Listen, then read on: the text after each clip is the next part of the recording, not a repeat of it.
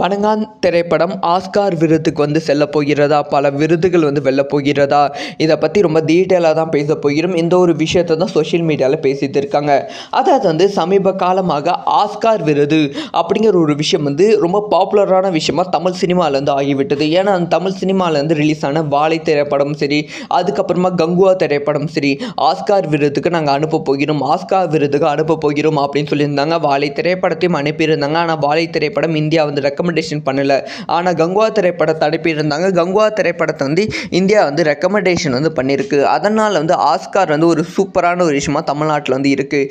இப்போ என்ன மேட்டர்ன்னு கேட்டிங்கன்னா, பாலா இயக்கத்தில் அருண் விஜய் அவர்கள் நடிப்பில் வெளியாகி இருக்கும் வணங்கான் திரைப்படத்தை ஆஸ்காருக்கு அனுப்புவதற்கான பிளானில் படக்குழு இறங்கியிருக்காங்க அப்படிங்கிற செய்தி கிடைச்சிருக்கு. ஸோ ஆஸ்காருக்கு அனுப்ப முடியுமா அப்படின்னு கேட்டால் எஸ், அந்த அளவுக்கு படம் எமோஷனலாக கனெக்ட் ஆகி ஒரு கமர்ஷியல் மசாலா ஃபிலிமாக இல்லாமல் ஒரு பயங்கரமான ஒரு சினிமேட்டிக் லவர்ஸுக்கு தேவையான ஒரு திரைப்படமாக இருக்குது. ஆஸ்கார் வெல்வதற்கான அனைத்து தகுதிகளும் இருக்குது அப்படி சொல்லி இந்த படத்தை ஆஸ்காருக்கு அனுப்ப போகிறாங்க.